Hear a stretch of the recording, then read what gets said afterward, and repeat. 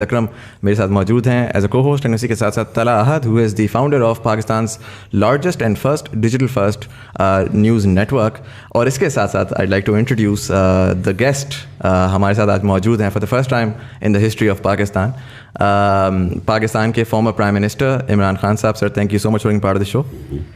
میں چاہوں گا کہ جنید بھائی آپ اسٹارٹ کریں ود کوشچن. السلام علیکم خان صاحب، thank you so much for the opportunity. Khan صاحب ہم ٹریڈیشنل سوالوں پہ تو آئیں گے، لیکن I am gonna start with some thing جو کہ میں نے کبھی کسی انٹرویو میں نہیں دیکھا کسی نے آپ سے پوچھا ہو، and it's something very close to my heart. I mean you are a man of strong nervous.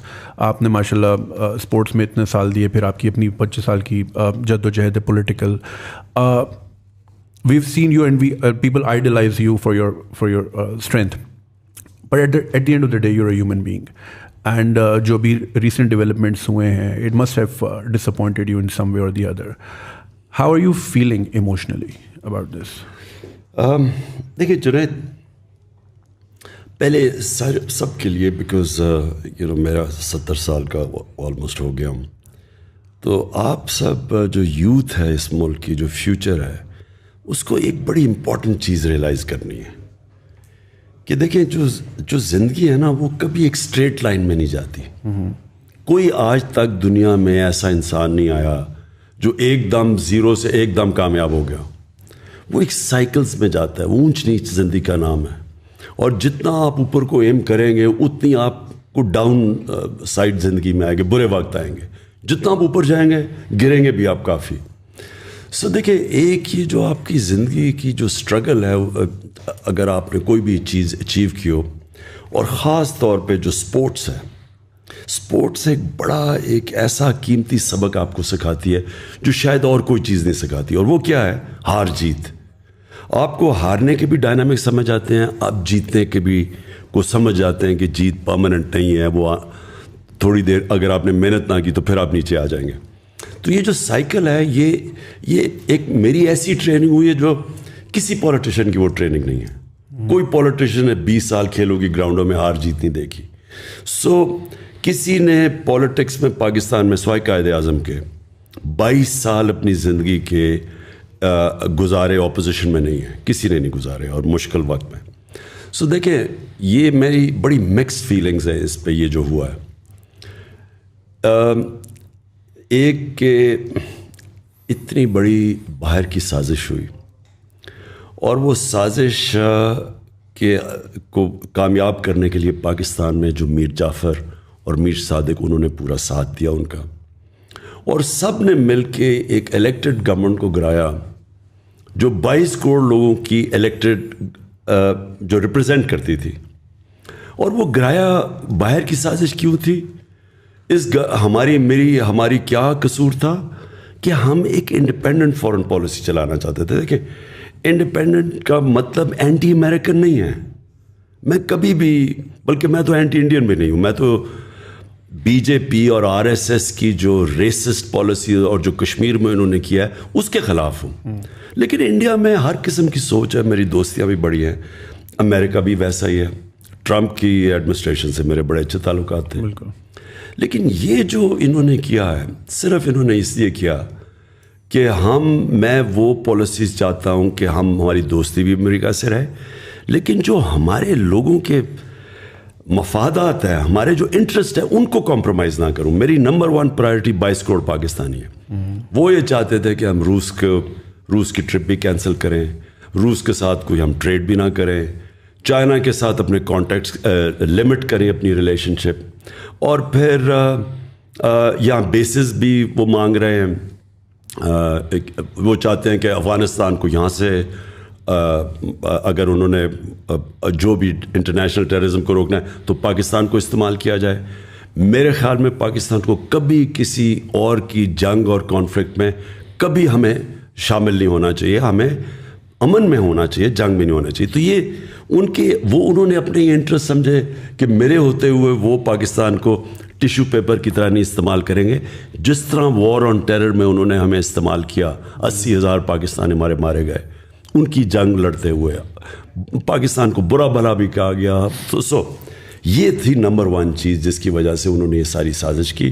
ان کو مل گئے یہاں ریسیپٹیو لوگ، اور ان لوگوں کے اندر وہ تھے جنہوں نے، اور یہ بائی دی وے یہ ماڈل اگر آپ فالو کریں جو انہوں نے پرائم منسٹر مصدق کو ایران میں گرایا تھا، تو وہ ایگزیکٹلی یہی چیزیں تھیں. پہلے انہوں نے پیسے چلائے میڈیا پہ، اس کو برا بھلا کیا، پھر انہوں نے مصدق کی جو پارٹی کے اندر پولیٹیشنز تھے ان کو خریدا، پھر جو اپوزیشن تھی اسے ڈیمونسٹریشنز کروائیں، جس طرح انہوں نے لانگ مارچ وغیرہ کی، وہ وہی ماڈل تھا. اور ایونچولی پھر پہلے سازش ہوئی اور پھر مداخلت کی.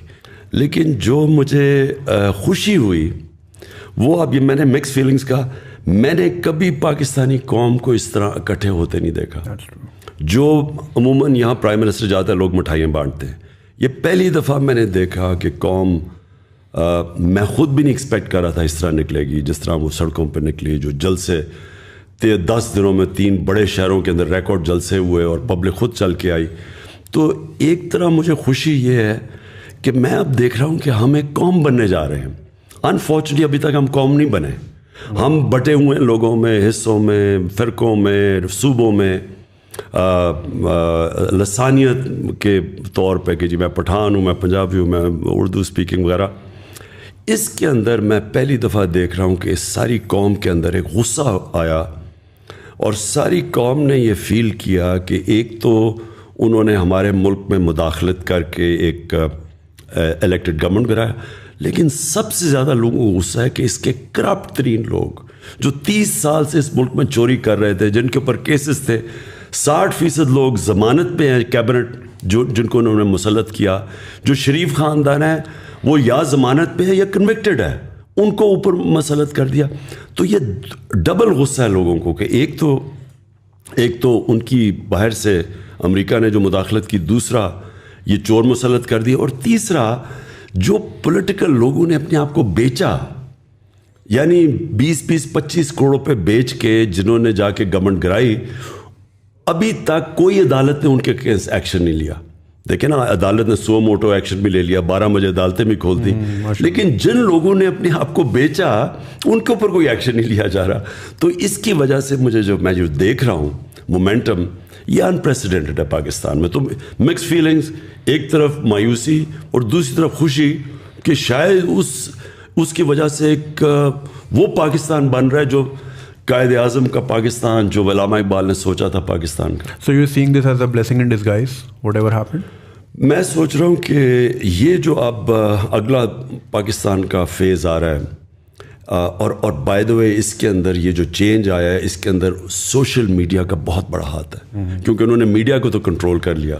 آپ نے دیکھا ہمارے زبان میں کہتے ہیں جی میڈیا کے اوپر پابندیاں، اس باری کلیم ڈاؤن کیا میڈیا میں، سوائے 1-2 چینلز کے، اور ان کو ہم سلام کرتے ہیں.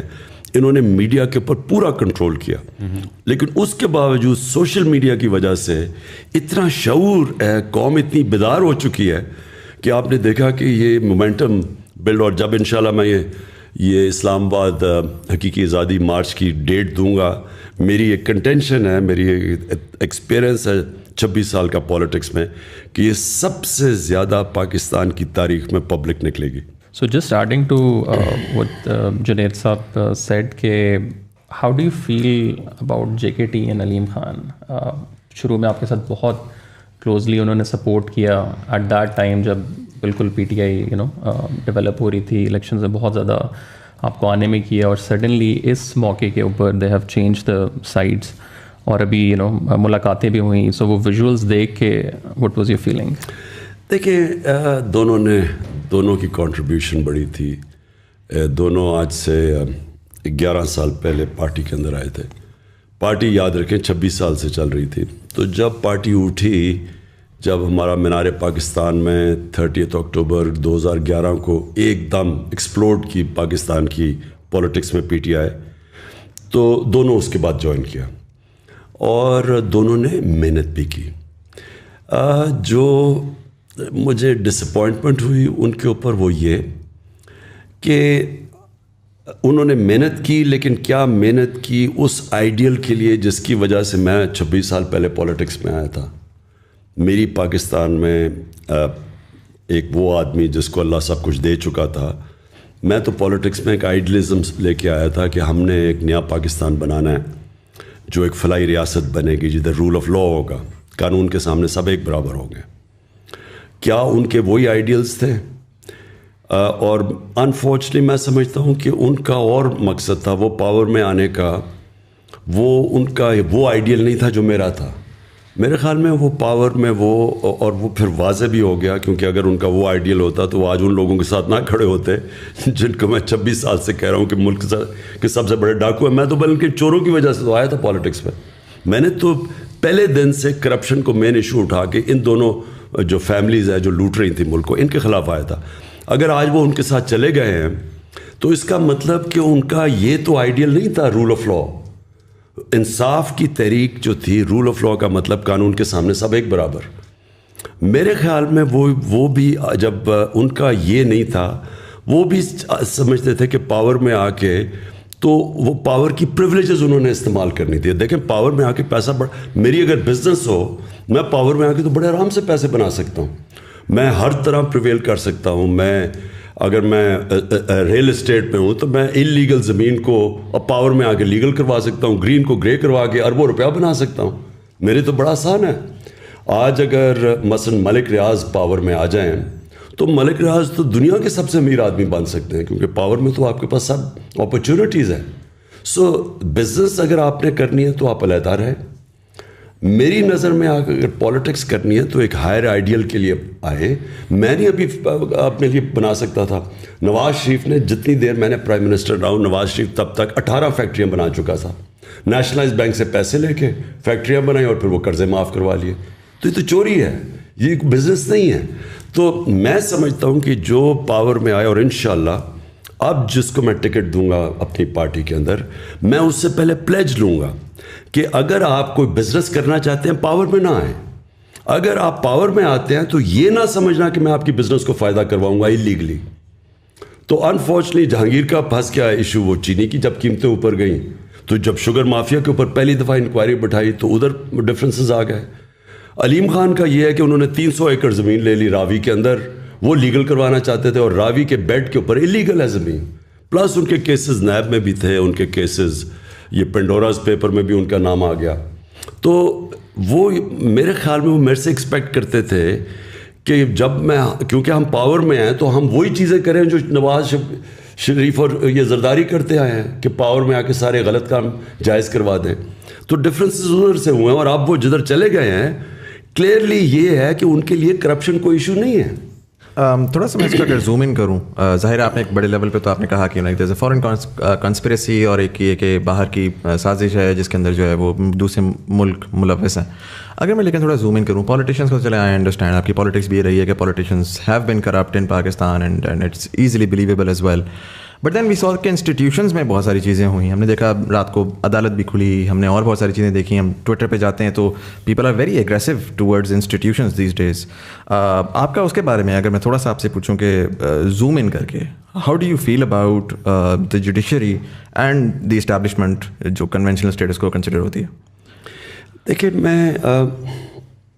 میں بڑا کانشیس ایک چیز کا ہوں کہ یہ ملک نے جب، اور میرے میں کوئی شک نہیں کہ یہ ملک نے بڑا عظیم ملک بننا ہے. میں آپ یہ کہیں گے کہ 3.5 سال میں میں نے رہ کے کیا ایکسپیرینس کیا، میں نے ریئلائز کیا کہ پاکستان کا جو پوٹینشیل ہے اس کو چھوٹا سا بھی 5% بھی ہم نہیں پہنچ رہے اس کے اوپر، کہ اس میں پوٹینشیل بہت ہے. اللہ نے بڑی، جدھر دیکھیں تو پوٹینشیل ہے اوپر آنے کا. ہر فیلڈ کے اندر پاکستان اوپر آ سکتا ہے. ہمارا پرابلم کیا ہے؟ رول آف لا نہیں ہے. ہمارا پرابلم یہ ہے کہ جو طاقتور ہے وہ اپنے آپ کو قانون کے نیچے نہیں لے کے آتا. سو جو سٹرگل ہے اس وقت پاکستان کی وہ ہے انصاف کی. دیکھیں کوئی بھی دنیا میں آپ کوئی ملک لے لیں جدھر رول آف لا نہیں ہے وہاں غربت ہے. کوئی ملک لے لیں. ڈیولپنگ ورلڈ کا مسئلہ ہی رول آف لا نہ ہونے کا ہے. ہر ڈیولپنگ ورلڈ کے اندر ان کی جو رولنگ ایلیٹ ہے وہ پیسے چوری کر کے باہر، منی لانڈر کر کے باہر چلی جاتی ہے.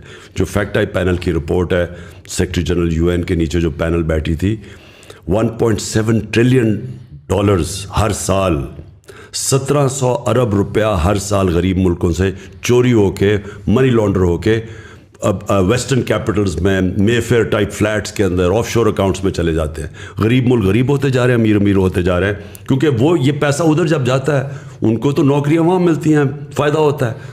ہمارے ملک جدھر سے چوری ہو رہا ہے پیسہ وہ غریب ہو جاتا ہے. تو پرابلم کیا ہے؟ ہمارے پاس وہ انصاف کا نظام نہیں ہے جو طاقتور ڈاکو کو پکڑ سکے. وہ صرف کمزوروں کو پکڑتا ہے. اور اس لیے ہمارے نبی صلی اللہ علیہ وسلم نے اس لیے انہوں نے یہ کہا تھا کہ جب ایک پریویلیج عورت تھی، قریش کی عورت، انہوں نے کہا جی اس کو سزا نہ دیں، تو انہوں نے تب کہا تھا، کیونکہ یہ تو جب قریش کی عورت ہے، اس نے جب چوری کی تھی، انہوں نے کہا کہ قوم تب تباہ ہوتی ہے جب چھوٹے چور کو آپ جیل میں ڈالیں اور طاقتور کو آپ NRO دے دیں، یعنی آپ چھوڑ دیں. یہ انہوں نے تب کہا تھا. آج ساری ڈیولپنگ ورلڈ کے اندر ایشو یہ ایک ہے کہ وہ طاقتور وائٹ کالر کرمنل کو نہیں پکڑ سکتے. ان کا جو سٹرکچر سارا بن گیا ہے، وہ یا پیسے ہوتے ہیں، پاورفل ہوتے ہیں، بچ جاتے ہیں. ابھی ساؤتھ افریقہ میں انہوں نے ایکس پریزیڈنٹ کو پکڑنے کی کوشش کی، وہاں جناب اس نے لوگ سڑکوں پر لگائے، کوئی 1200 لوگ مار گئے، وہ باہر پھر رہا ہے. تو جرت ان میں مورل اتھارٹی نہیں ہوتی طاقتور کو پکڑنے کی. تو ہمارا ایشو کیا ہے؟ میں یہ چاہتا ہوں کہ ہمارے جو ادارے ہیں وہ جب تک ان کے اندر یہ چیز نہیں آئے گی، مشنز ان کی جب تک ان کے اندر یہ جہاد کا جذبہ نہیں آئے گا کہ طاقتور کو جیل میں ڈالیں، ان کو جب پکڑیں. یہ ایشو یہ ہے پاکستان کا. ہمارے جو بڑے انسٹیٹیوشن جو کر سکتے ہیں، میں نے 3.5 سال میں کیا دیکھا. اب ہم کیا کہ عدلیہ آزاد ہے، ہم تو کچھ نہیں کر سکتے تھے. نیب آزاد ہے، نیب ہمارے کنٹرول میں نہیں تھی. تو ہم کیا کرتے تھے؟ اب یہ شہباز شریف کا اوپن اینڈ شٹ کے ساتھ 16 ارب روپیہ پکڑا گیا ہے اس کے نوکروں کے نام پہ، جو FIA نے پکڑا. ہم وہ اس کو کنوکٹ ہی نہ کروا سکیں. یہ سال پہلے انگلینڈ میں ہوتا، ابھی تک 1.5 سال پہلے یہ جیل میں ہونا تھا.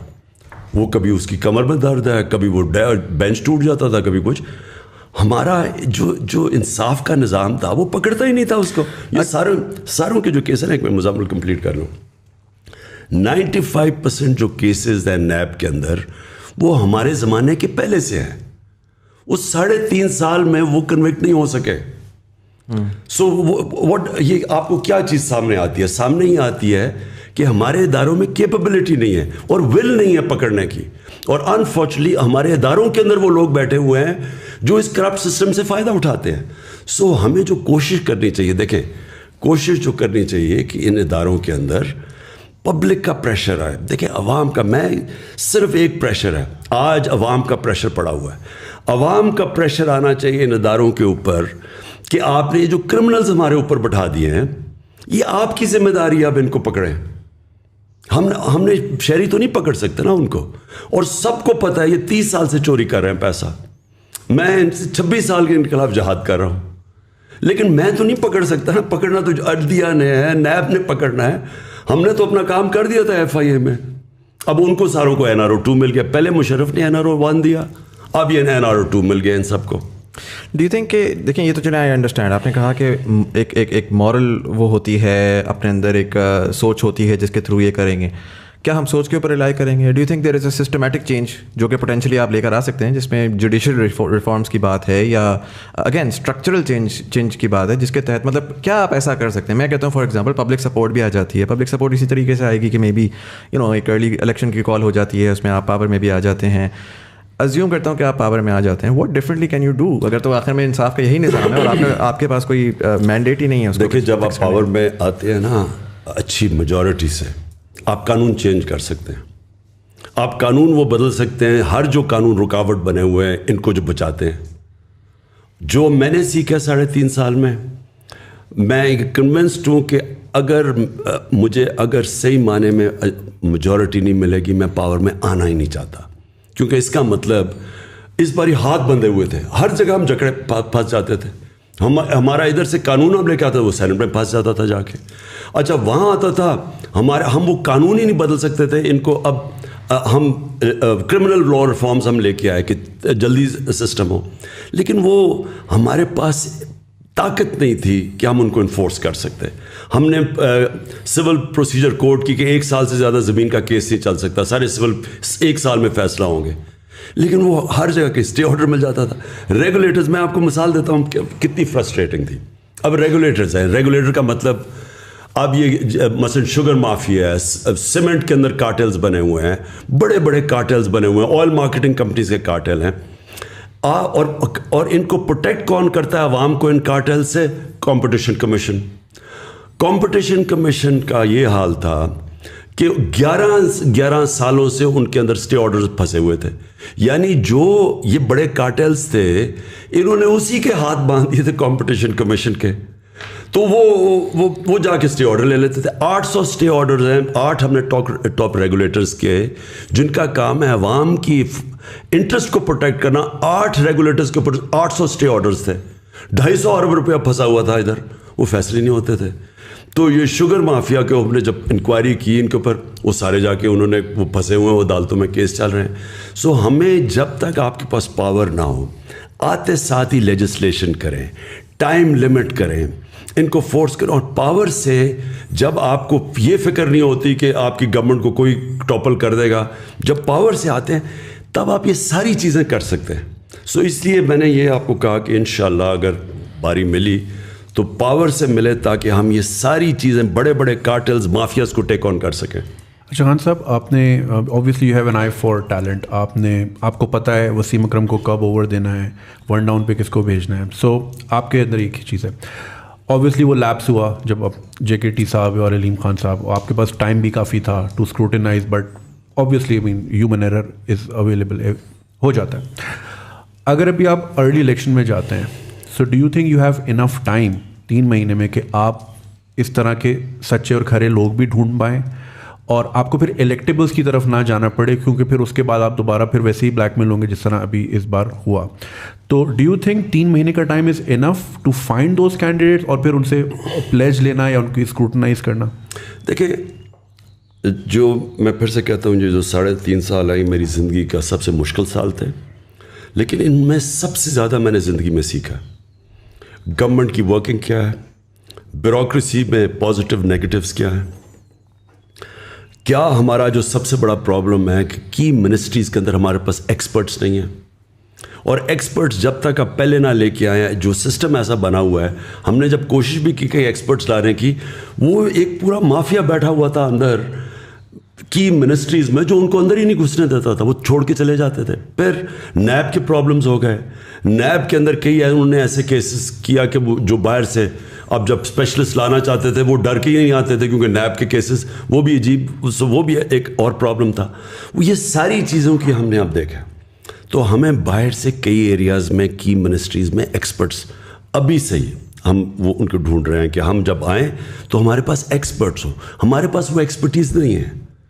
IT جو ہے اب یہ کتنی بڑی چیز ہے, یہ اس کے اندر یعنی ہندوستان کی 140 ارب کی ایکسپورٹس ہیں, اور انہوں نے 1 ارب سے شروع ہوئے تھے 20 سال پہلے, آج 140 ہے.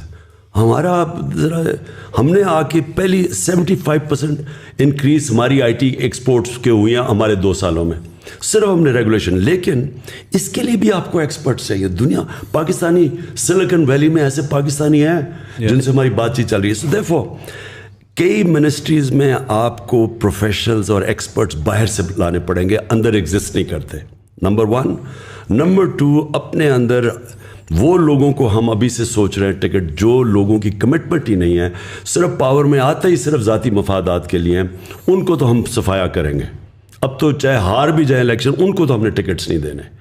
ٹکٹس دیں گے وہ لوگ جو کہ کمیٹڈ ہیں, جن کی کوئی آئیڈیلزم ہے, کم از کم کور ہمارے پاس ہو جو آئیڈیلسٹک ہے. وہ ہم نے ابھی بھی فیصلہ کیا کہ ہم نے ٹکٹس ان لوگوں کو دینے. اور سب سے بڑی بات یہ دیکھیں, جب آپ کے پاس, اور جو ہم نے چیزیں سیکھ لی ہیں پارلیمنٹری ڈیموکریسی میں, اگر آپ کے پاس میجورٹی نہیں ہے, صحیح میجورٹی, اور آپ آرام سے پارلیمنٹ کو نہیں چلا سکتے اور گورن نہیں کر سکتے, آپ کبھی بھی ریفارمز نہیں کر سکتے. جو ہمارے پاس ایک کولیشن گورنمنٹ اور تھوڑی سی اکثریت سے تھی, اس کا سب سے بڑا پرابلم یہ تھا کہ ہم ہر وقت ونربل تھے کہ گورنمنٹ چلے گی یا نہیں. ہر بجٹ کے اوپر ہمیں مصیبت پڑ جاتی تھی کہ جی نمبر پورے ہوں گے یا نہیں ہوں گے. ہمارا سسٹم ایسا بنا ہوا ہے سینٹ کے الیکشنز کا کہ وہاں پیسے چلتے ہیں. ہاں, یہ جو الیکشن کمیشن بیٹھا ہوا ہے, سپریم کورٹ میں ہم گئے, اس نے موقع دیا سپریم کورٹ نے کہ سینٹ کے ووٹ کو ویریفائبل کر دو تاکہ یہ پیسہ نہ چلے, پتہ تو چلے کہ ووٹ, کیونکہ سیکرٹ بیلٹ ہے اس میں بک جاتے ہیں لوگ. وہ الیکشن کمیشن نے ریجیکٹ کر دیا. یوسف رضا گیلانی کا بیٹا پیسے دیتے ہوئے پکڑا گیا, اس نے اس کو چھوڑ دیا. تو ہمارا جو سسٹم بن چکا ہے نا, وہ سسٹم ہی کا انکریج کرتا ہے کرپشن. یہ سب چیز ختم ہوگی جب آپ کے پاس اکثریت ہو, بھاری اکثریت ہو. خان صاحب دوسرا آپ کو کیا لگتا ہے کہ اسٹیبلشمنٹ کے ساتھ واٹ وینٹ رانگ, مطلب پورا بیانیہ جو پچھلے 3-4 سال میں ہم لوگ سن رہے تھے کہ پہلی دفعہ فوج اور حکومت ایک پیج کے اوپر ہے, اور پچھلے 3-4 مہینے تک بھی یہی والی چیز تھی, سو اچانک آپ کے خیال سے کوئی ایسا ایونٹ ہوا ہے جس کی وجہ سے چیزیں فلپ ہوئی ہیں؟ آپ کو پرسنلی کیا لگتا ہے؟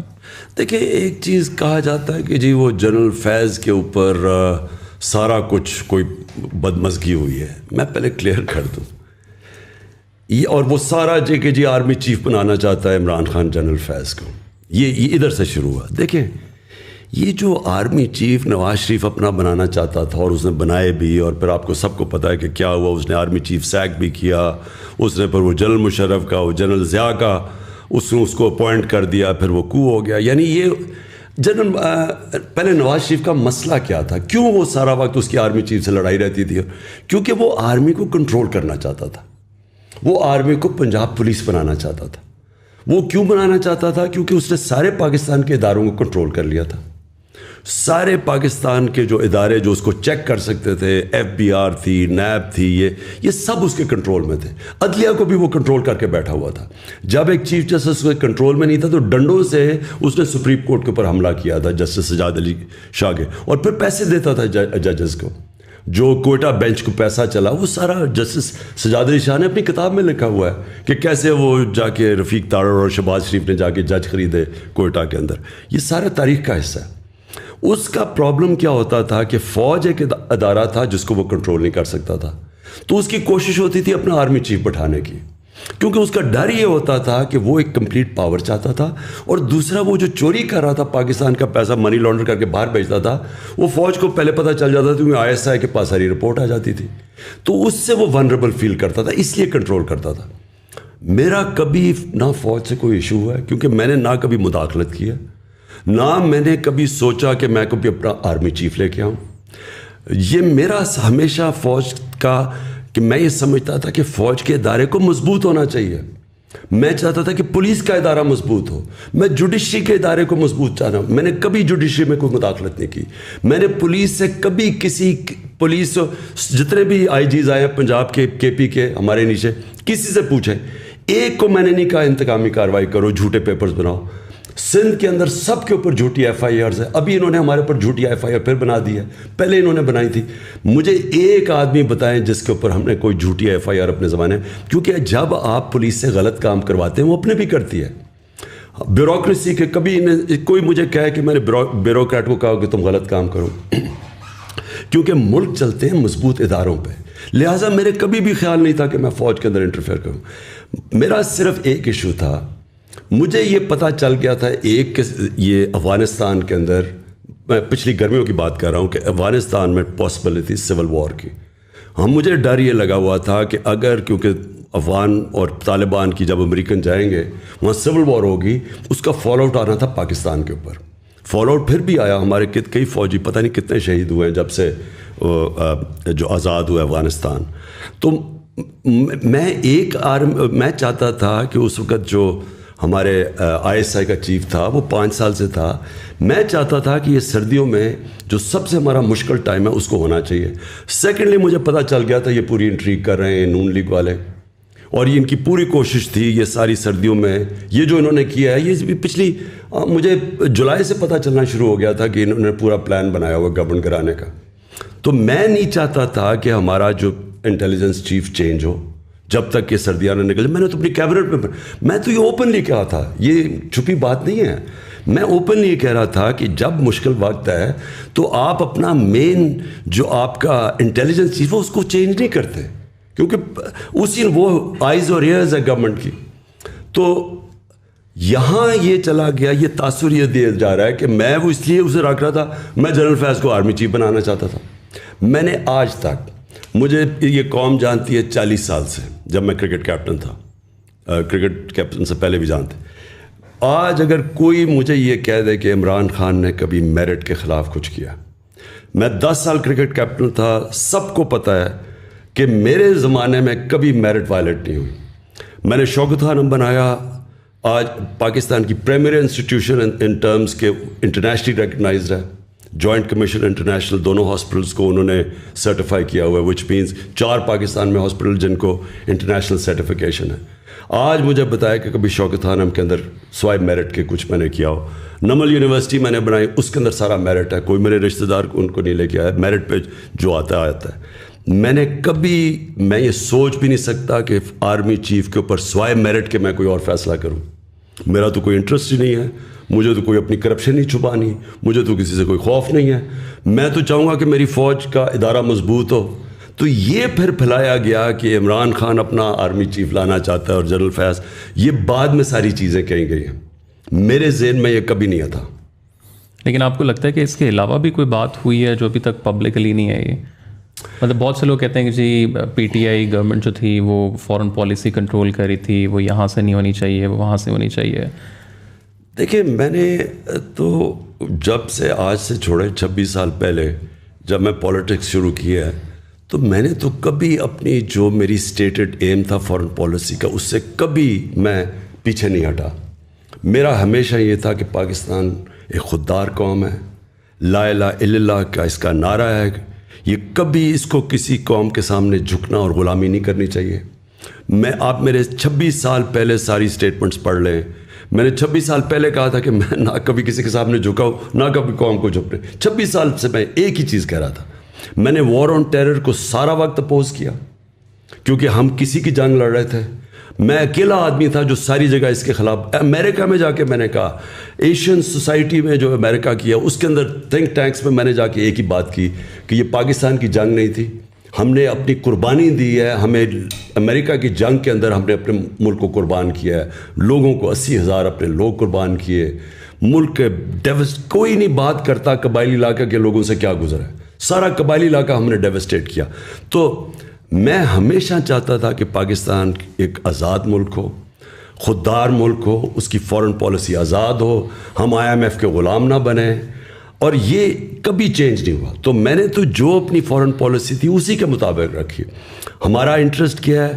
چائنا ایمرجنگ دنیا کی اکنامک اسٹرینتھ ہے, ہمیں چائنا کے ساتھ ہمیشہ اچھے تعلقات, ہمارا نیبر بھی ہے, ہمارے ٹریڈیشنل تعلقات ہیں.